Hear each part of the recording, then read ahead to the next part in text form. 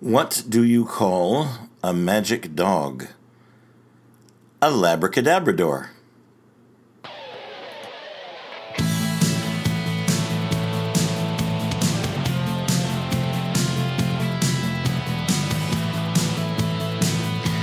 This is Across the Table, the podcast of Hannibal the Magician. Hello everyone, welcome back. If this is your first time listening to the Hannibal podcast, I'm glad you're here. This is episode 36 of an ongoing experiment called Across the Table. I am Hannibal the Magician. I work and live out of Los Angeles, California, and can mostly be found haunting the Magic Castle. Hey, everybody who knows me knows these things already. Hi, welcome. It is currently late on Sunday evening, and I've had a whirlwind of a weekend. Traveled to as my brain is mush, to Missouri. Flew into Springfield, traveled through Ozark, the setting of the current Netflix original Ozark, and it's pretty accurate. And on to Branson.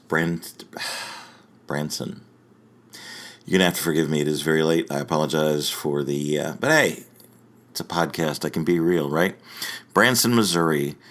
The hotel overlooking the lake there had a show, and it was very, very fulfilling. It brought me back to reality in a lot of ways. I tried new material as well as some of the tried and true effects, and I really tried to connect a bit deeper than I normally do, and it paid off very, very well, both for me and for the audience, I believe. So business is good. The performing part of it is absolutely stellar. I'm very pleased with the direction the art is going in. Kind of have a heart to talk about something that until tonight I didn't really quite grasp exactly how much a piece of pop culture has affected me for my entire life. I flew in this afternoon, flew back to LA this afternoon, got up early this morning, took an absolute hell flight. It's probably one of the worst I've ever been on, through United, who, giving them credit, they did the best they possibly could, but it was a completely full flight, and they overstuffed the overhead bins, and so my little carry-on had to be under the seat at my feet, and it was just cramped for 4 hours coming from Springfield back to LA, and it was just no picnic. But I made it back, I took a little nap, and I went to a cinematic event. The Sound of Music was my mother's second favorite movie of all time. Her absolute favorite, and I think I've talked about this here before, and if I haven't, I'll go back and look. If I haven't, I really want to spend some time going through an in-depth analysis of this movie. Her favorite movie was Dr. Zhivago. A big part of that was Omar Sharif. My mom had a type. She liked his acting, she liked his look, she liked everything about Dr. Zhivago. And it was a tremendous hit in its time. It hasn't had the legs or the visibility that Sound of Music did, but there's several different reasons for that, and maybe we'll go into that in depth some other time. Remind me, bring it up, and I'll give you my point of view on that, because I think, in my opinion, and she's right, I think that Dr. Zhivago is a slightly superior movie, but you can't take anything away from The Sound of Music. The whimsical, the music, the lyrics. I mean, it is a solid piece of art, and for good or for bad, and in different periods of her life that I've observed, she's taken it both ways. It cemented Julie Andrews' nice girl character. The you just can't dislike this person. She's pure as the driven snow, and et cetera, and et cetera. And she lived her career, or has lived her career with that, still under that umbrella, which isn't a bad thing. But, to get typecast that young as a certain type of person doesn't help trying to play your range or trying to play different things. And a lot of people in this industry once they figured out this is who you are pigeonholed into that. You're put on the bookshelf in that particular order, and that's a shame, especially for some great actors who do have a depth of range and a depth of character and can pull other things out. So it turns out that the movie itself was playing tonight at a local theater in its original widescreen, up on the big screen glory, and I just couldn't pass up the opportunity. I asked someone out to go with me, and unfortunately, due to circumstances, they were unable to go. It's someone I thought they might like it as well, and at the time I felt like sharing it with somebody special. But when that wasn't able to work out, I decided my best bet would be to go by myself, and here's why. Everything about that movie reminds me of my mother. Absolutely everything. And coincidentally, this was when she was killed. This is the time of year she was murdered, 26 years ago. Skipping past that, because I could do a whole episode on my mother's murder, and while I have forgiven the man who killed her, he never stood trial. He never got accused. He never saw a day in jail, and still walks free. You remind me. We'll talk about it. I really want to focus on the positive aspects of things right now. One of my earliest memories as a little boy, and I honestly could not have been more than 4 or 5, we had the Sound of Music album. And we had a stereo that was, I mean, when I say I was 4 or 5 years old, we're still talking late 60s here. And so our record player was the size of like a low flat bookcase. It was about 3 feet high and about 5 feet wide, stood up on little legs and had speakers built into it. It was a dark wood, and there was a hatch on the top that opened up, and there was a turntable on springs. And put your album there, and it would play through the... this thing was the size of a desk. Let's just say that. Oh, that's a better comparison. About the size of a desk. And it sat off on one wall of our home, and my mother played that particular soundtrack over and over again. My mother loved to sing, and she did it very well. And there wasn't a song on there that she did not like, so it played all the way through one side. She would bounce in from the other room and flip it over and play the other side and sing along as well. And I remember her wearing a green sundress and just dancing all through the house while she was cleaning or while she was doing something else or just playing with me. She taught me how to waltz, because I wanted to dance like the people on the screen, you know. And she used that soundtrack to do it. So I associate all the music in that with my mother singing it and performing it in her own way and everything else. And if I'm doing the math, and I was 4 or 5 years old, that would have made my mother 26, 27. So still quite young and quite vibrant and still full of all kinds of life. And like I said, she had a great voice. And this is not just me remembering because she was my mom, you know, having a great voice, but she sung in the church choir.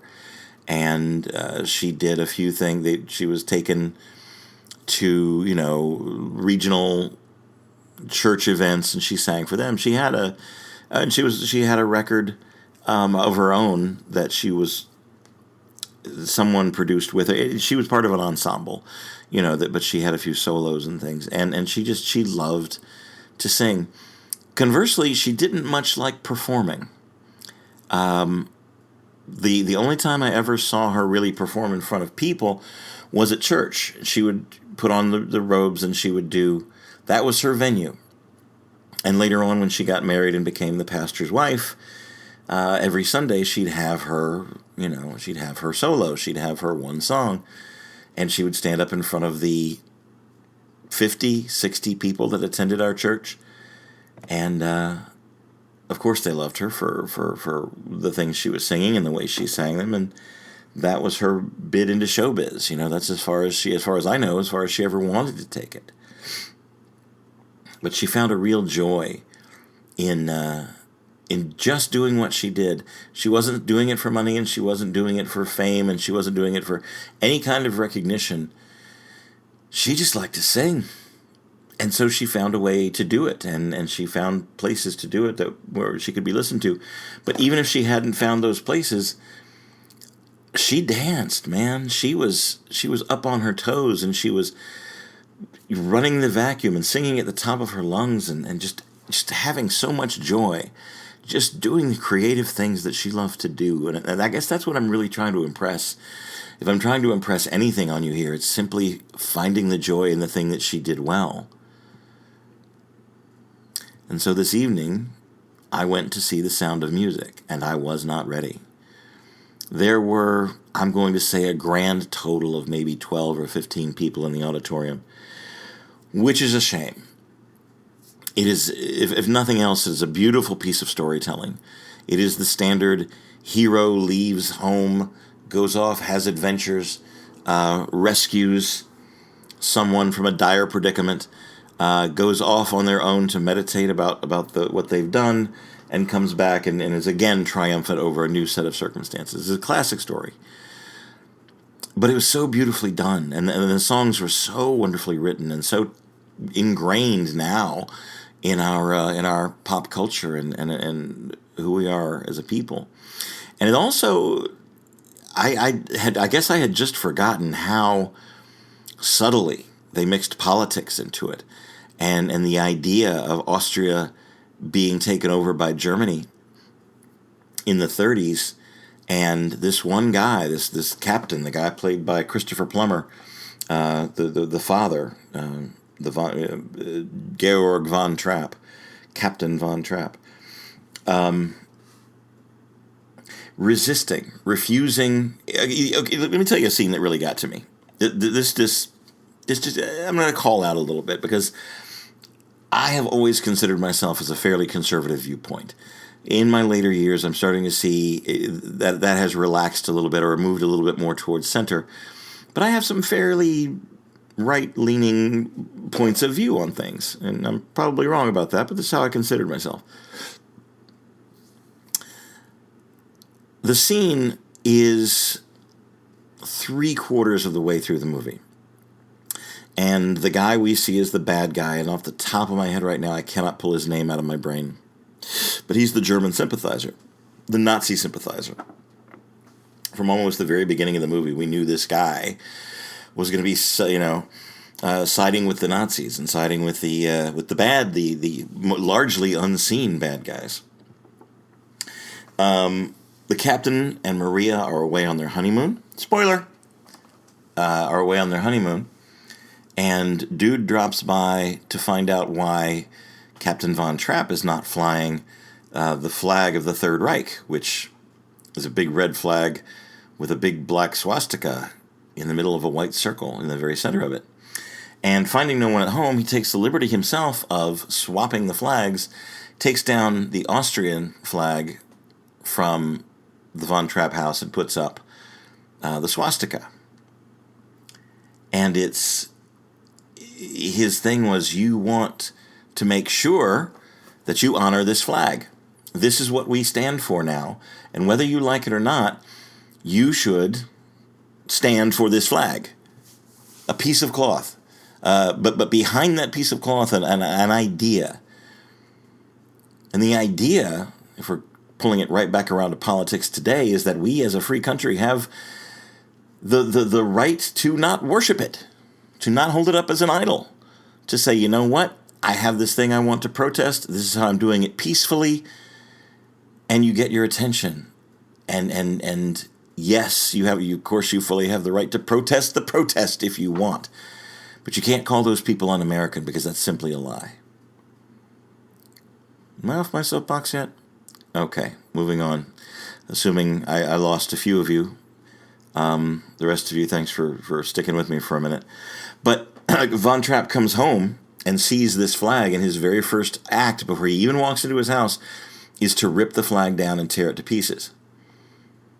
I mean, he's displayed stoic, quiet, burning anger throughout the film, or a certain kind of but this, he's angry. He's pissed off, and he pulls the thing down and tears it apart. And it's like, in that day and age, they could kill you for that. It's not quite there yet, right? Here, where we are, where we live. But that film, in its time, 1965, when it came out, it's a very subtle poke in the eye about the politics that were evolving even then. And the way we look at patriotism, and the way we look at, our own moral compass and our own moral values and how we see things. Very subtle in the undertones of that. And that's about as far as I'm going to dig into that right now. If you want to hear more, ask me. Send me a note. Tell me this is what you want to hear. This is a very sharing thing. It's not exactly a dialogue, but I do listen to what you have to say, and I will address it if you ask a question. One of the other scenes that really moved me, or that I guess I just misremembered from a kid, there's the scene where Rolf and Liesel meet at the gazebo in the backyard, and they flirt, and they make out a little tiny bit, and they sing to each other. And from my memory, I just remember Rolf being in uniform and, being this power figure, and he sweeps her off her feet, and they dance together in the gazebo, and the man has wooed his woman. But if you look at the film, if you actually look at that scene, it is Liesel who's in complete control the entire time. And the actress who plays her, you can see it in her face. She has decided this is exactly how it's going to look. Rolf is a bit of a pushover. He comes in and he tries the macho, chest puffing kind of a thing. I'll take care of you, in the song. But it is Liesel who is guiding everything. She's the one that, gets them to start dancing and makes him put up a knee so she can stand up and walk across. She is very subtly manipulating this boy that she likes into liking her back. And I was fascinated by that. Rolf is fairly clueless when he walks into the scene. He's just, I like this girl, and I like spending time with her, and isn't this neat? And here we are, I met her in her backyard, but if you really watch the scene, he's the innocent. He's the one that pulls back from the kiss, and he's the one that avoids contact until she just absolutely makes it happen. And how cool is that? I'm sorry, I just that tripped me out a little bit. That made me very happy. So, yeah. There are some lines in there, and there are some moments, of course, that haven't worn well into modern day, but those are very few and very, very far between. Where was I going with all of this? Oh, so there, the soundtrack played all the time when I was a kid, when I was a boy. A couple of times a week and coming home from school, I could count on that playing, depending on the time of year. We would watch it when it would come on TV, and Mom would sing along and clap her hands and try to get my dad involved. And, yeah. So those songs always take me back to a certain point. Now, when I became a magician, a lot of my time, not in the old fallback time, but a few years in, let's call it late 90s, I was working a lot of country clubs, especially around the Charlotte area. I had a reputation, and one club would recommend me to another one, and I would do their family dinners, and then they realized that it was better that they evolve it to just grown-ups, make it a little more sophisticated, because the kids weren't getting my sense of humor. Thank God. So I was at a country club doing a show, and I have this effect to where I borrow rings from people, finger rings from people in the audience, and I link them together into a chain. It's a magic trick. You may have seen me do it. I'm thinking now of bringing it back to tell you the truth. So it involves borrowing rings from the audience. And I would try to, because of who I am, I would try to get to engage them to tell me a story about the ring they were loaning me. And I got, it's my wedding band, and it belonged, or it belonged to my grandmother, or there was always something. People, especially in those days, were very, very personal about the jewelry they would wear out, and, where they got it and what it meant to them, and all of these things. So a gentleman puts his hand up and says, I have a ring, and I go back, and I ask him his name, and his name is Daniel, and he hands me a big silver ring. And so I take a look at it to, what's interesting about it? What can I pull out of this thing? The ring he hands me is a big hunk of silver, and it is an eagle with its wings spread, and it is sitting on top of a swastika. So dude just handed me a swastika ring.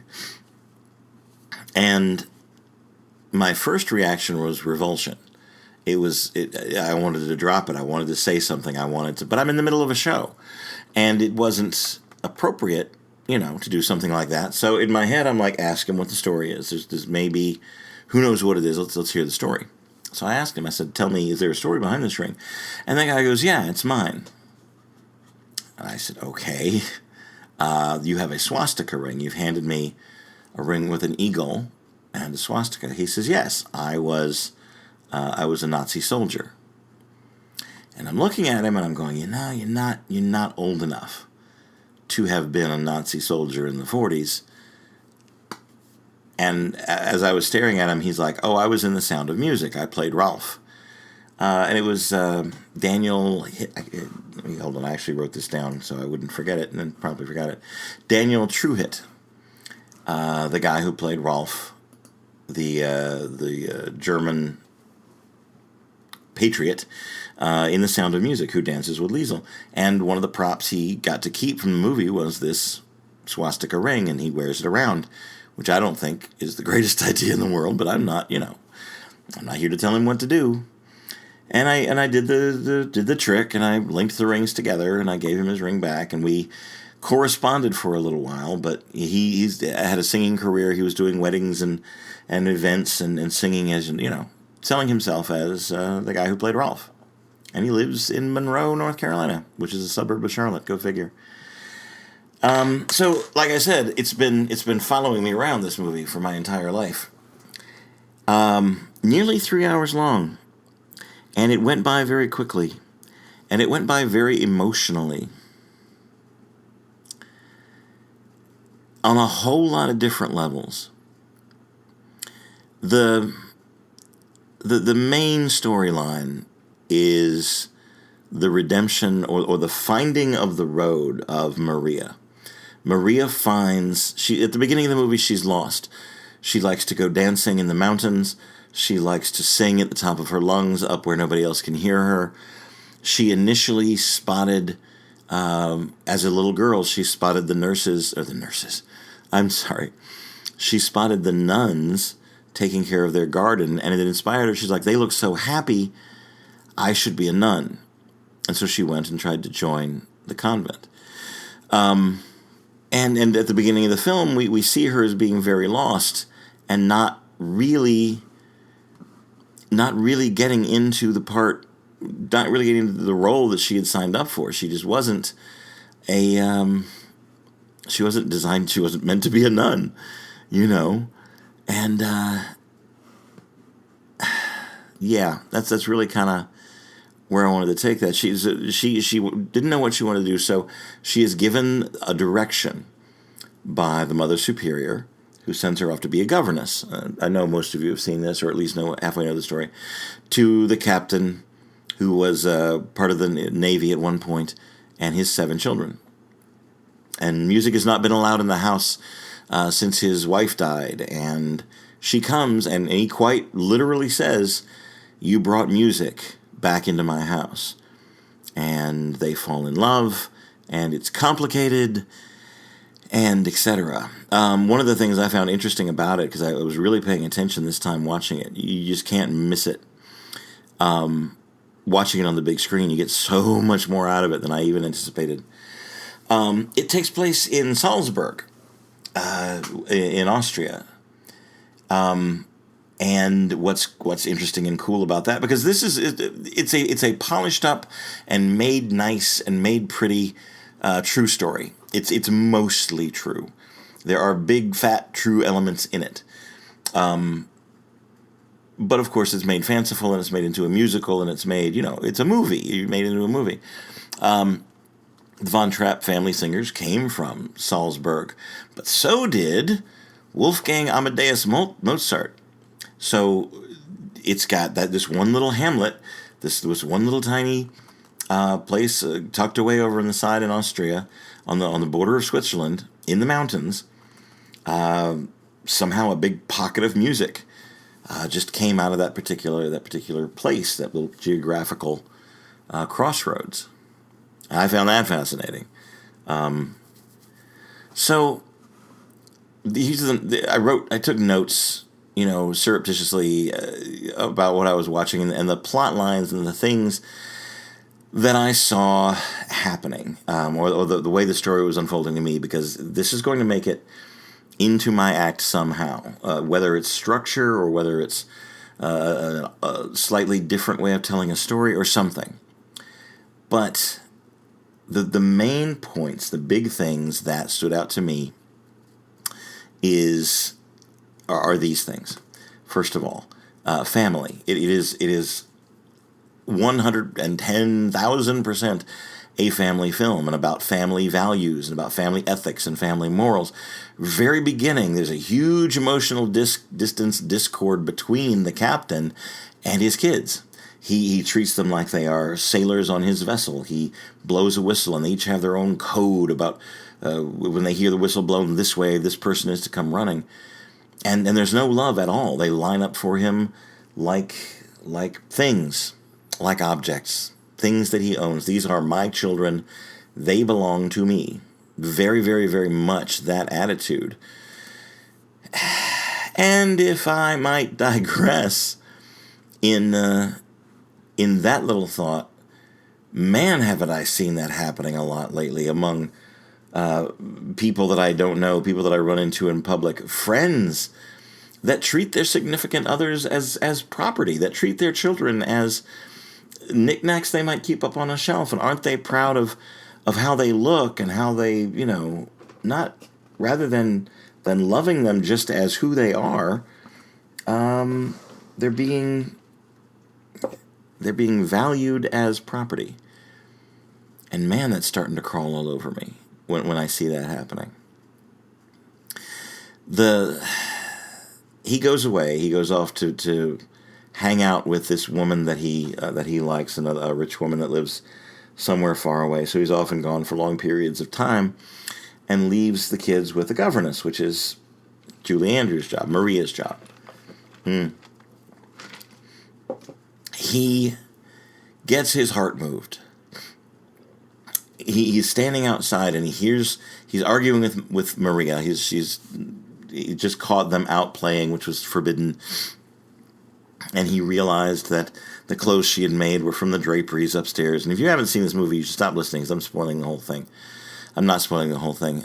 You really need to see it as far as the richness of the story goes, and the superb acting of so many people in it.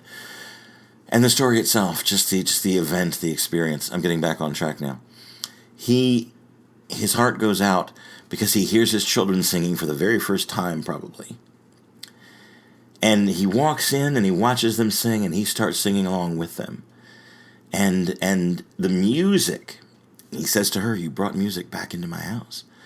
It pulls them together. Let me break it down even more, because why it moved me so heavily. The art brought them together. In my experience, in my doing what I do, my art, my dedication to it, my loyalty to my art, in a good, big, honking way, tore my family apart instead of bringing us together. And don't I wrestle with that every single day.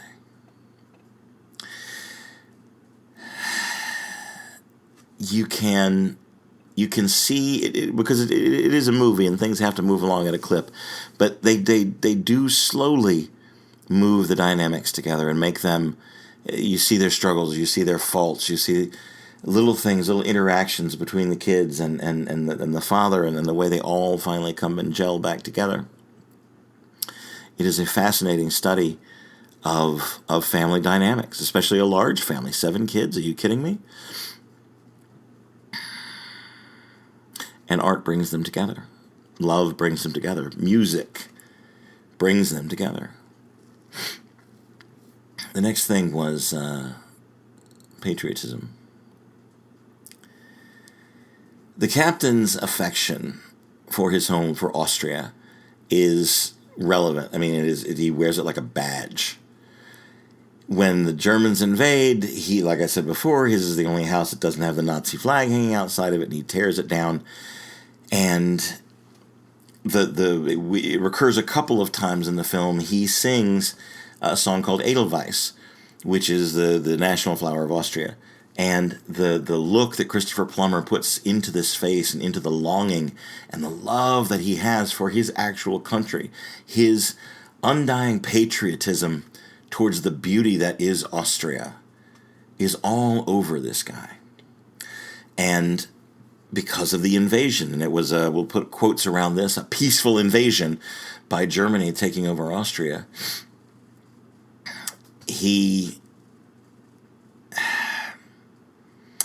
deeply troubled by the things he feels powerless, not only to stand up against, but he's going to be, in fact, in the movie, he is recruited to come and work for the Navy, for the Nazi Navy.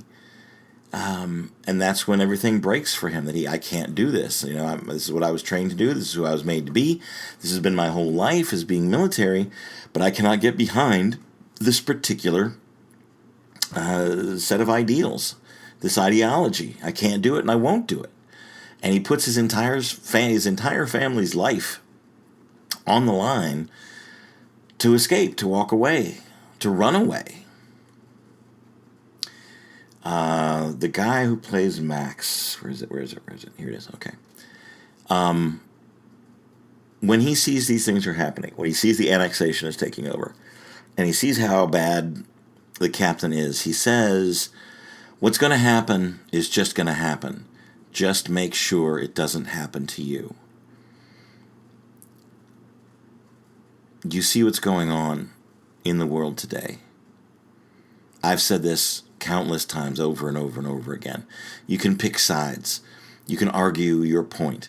You can stand up and fight fruitlessly over the internet about what you believe and what is true. You can look at the trouble that we're in. You can look at the leadership we have that is less than stellar.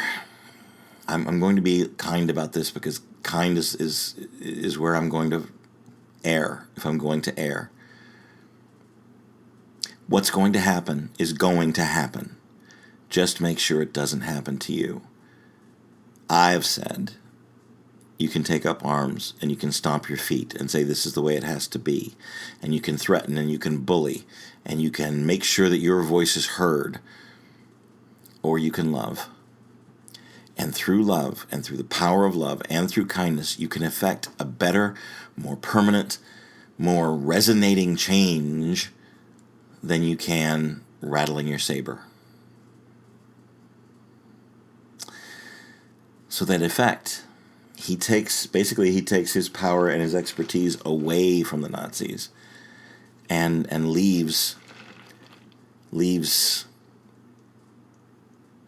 homeland. He risks his entire life. He risks the lives of his children and his new wife. And he leaves. And the end of the film is ambiguous. We see them crossing the mountains towards Switzerland, and I guess they assume we know the history and we know what happened to the Von Trapps after escaping. The movie just assumes we know that, or doesn't care. They escaped. They came together as a family, and when they saw what was going on with their homeland, they escaped. They took off. They left.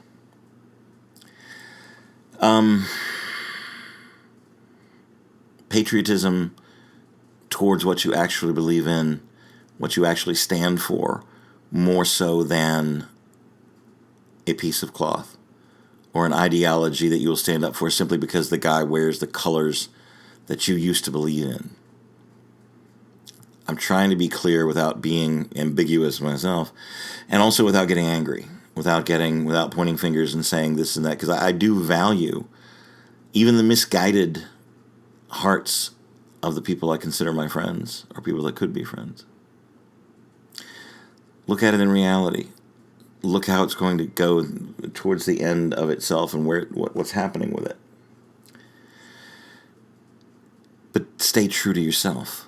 Stay true to your actual values. Stay true to what you believe in, who you love, where you're going to put your kindness, and who you're hurting with your actions and your words. Sound of music. Maria is, of course, the hero. She displays her bravado and her braveness, and she overcomes, at the very beginning, she's afraid of things. She's afraid of where she's going. She's afraid of what she's going to have to do, and she overcomes that fear by singing about confidence. And you can read it all over her body language. She doesn't fully believe everything she's saying, but what makes her so brave and what displays her courage so much is she is scared as hell, but she does the thing anyway. She does the thing anyway. I've got to do this. I don't have a choice in it. This is where, movie message, this is where God is putting my feet. I'm going to walk this path even though I'm terrified. And it's going to be hard. And she has fear, but she walks through it. And she grasps her courage, and makes it happen. And it is through her braveness, through her courage, that everything else happens and falls in line, because she did not get off of her path. She had faith in her own road and faith in her own self and her abilities and what she was going to do. There's a lot of hope.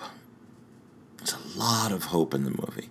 There's a lot of strength and faith and love will get you through things. And God, I needed that. When I say they don't make them like this anymore, they don't make them like this anymore. I'm all for good crafted stories that are based on reality, and this is the way things are, and this is how tough life is. But it's good also to have the blissful happy ending. Even if it's not reality, even if the happy ending doesn't come along as often as it could, you can't stop believing in it. You cannot stop believing in the happy ending, in the big finish, in the I am walking the right path, and I'm not going to get famous with it, I'm not going to get rich with it, but there's a reason I'm doing it. And I might not even know the reason, but I find that my feet are on this path, and I am going to walk it. I am going to walk this path. I'm going to do my card tricks, and I'm going to sing my songs, and I'm going to show love for people who are wanting to not be loved.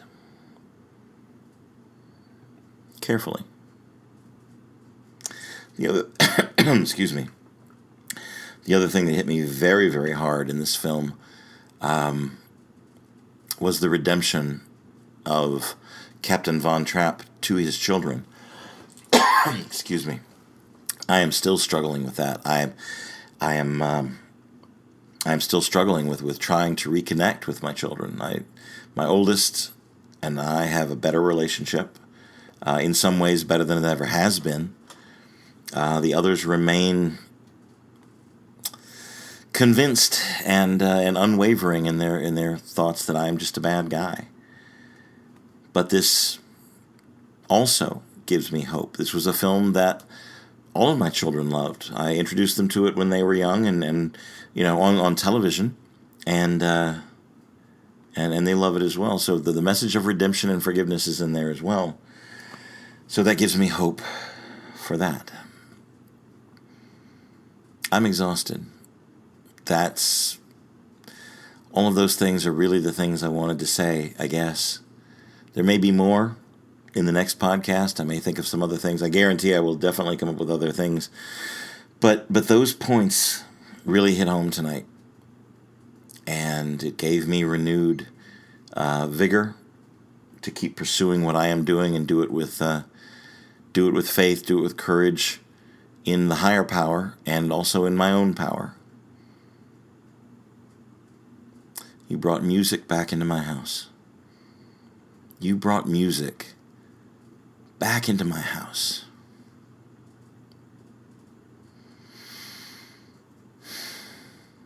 I sent that to a friend. The reply I got back was, "You put freedom back into my heart." And I'm very moved by that sentence, that statement. Very, very moved. Anyway, it's very late. I am very tired. It's been a very long day. I was not emotionally ready for the sound of music. If I tell you that I wept almost nonstop for nearly 3 hours, I'm not exaggerating. I am fortunate. Well, I wasn't alone either. I I did hear during certain parts people getting weepy, and there were cheers and there was applause, and but I knew it moved a lot of people, and it sure as hell moved me. So I'm also dehydrated, and so I'm going to drink a load of water. I'm going to quietly read for a little while. Oh, I'm going to say this before I forget it. I have it in my notes, but I keep meaning to say it, and I keep forgetting it. And this is a little bit of a soapbox thing. Take it or leave it. It's your life. I cannot tell you how to live it. I can maybe guide you to things that have worked for me. Almost every day I see on the social media somebody asking, "Hey, what's a good show?" I just finished watching all 5 seasons of Diagnosis Murder, whatever. What's a good show that I would enjoy that I could watch now? And every time I see that, I want to say, why don't you get a library card and binge some books for a while? Get the video out of your face. Look at some words on paper. Look at some black on white. And you get so much easier to pick and choose your own. If you have a certain set ideology and you want to learn more about that, there's millions of books written on that. If you want to explore other possibilities or expand your mind or learn a little bit about other cultures or learn, they're there too. It's good to get a good mix of things from an author, from someone who took the time to print stuff out. Yes, shows are awesome, and I have favorite TV shows, and I've discovered some great things and some great stories.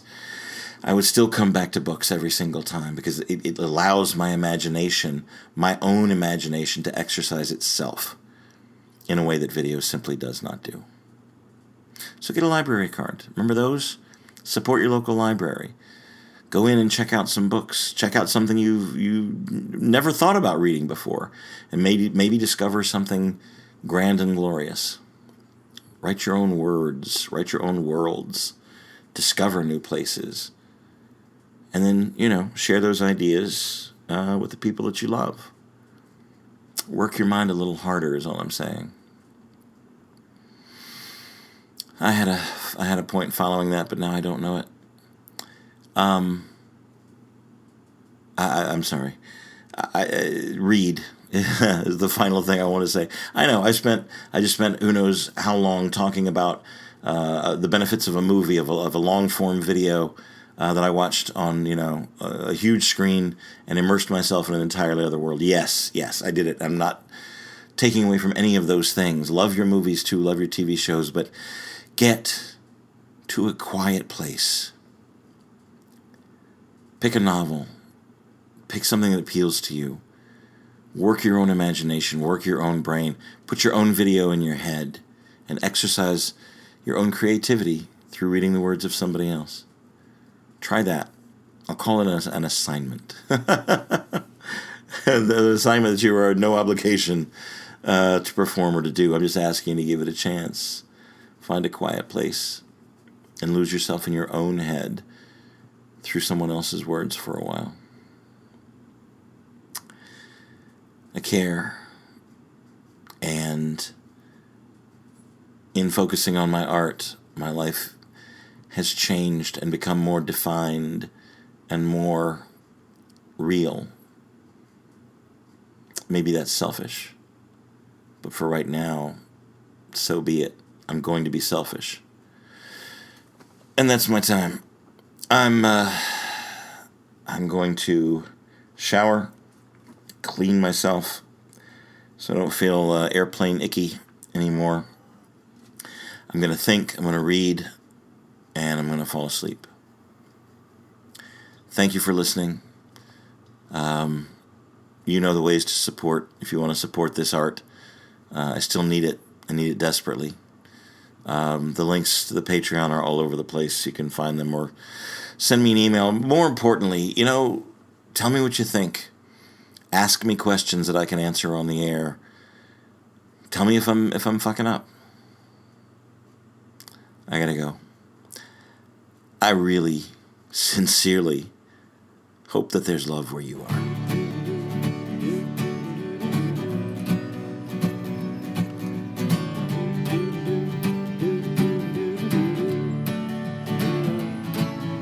Sitting on the corner, staring down the street, whoa.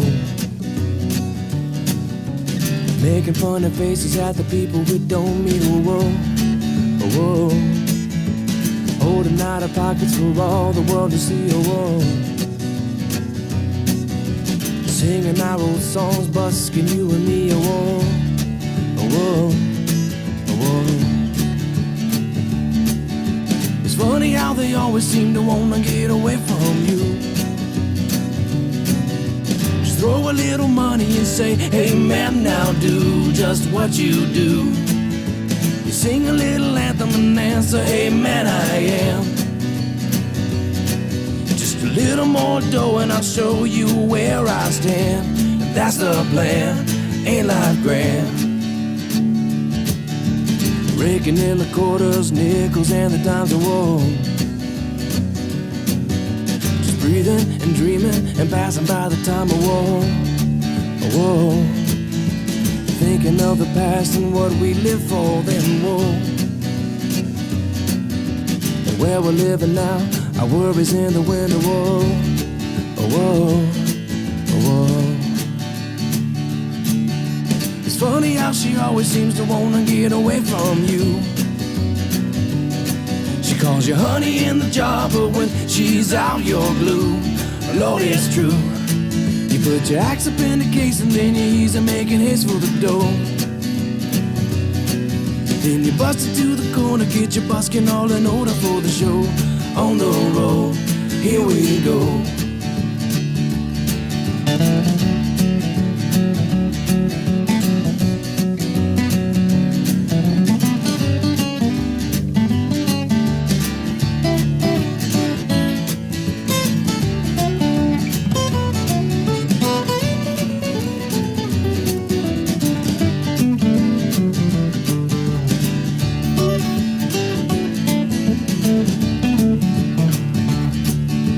Stealing time from boredom, busk away the day, whoa. I dream of records to go every time I play, whoa, whoa. Days turn into weeks and weeks are into years, whoa. We live for the fans and making music in their ears, whoa, whoa, whoa.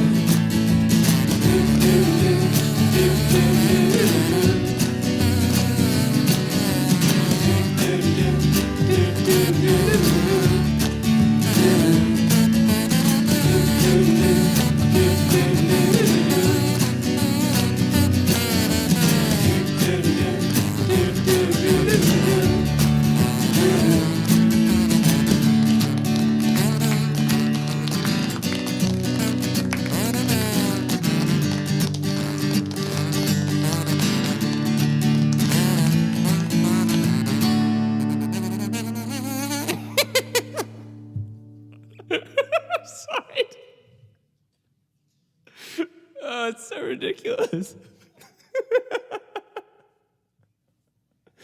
Okay. No, I think I'm good. I do wish we could chat longer, but I'm having an old friend for dinner. Bye.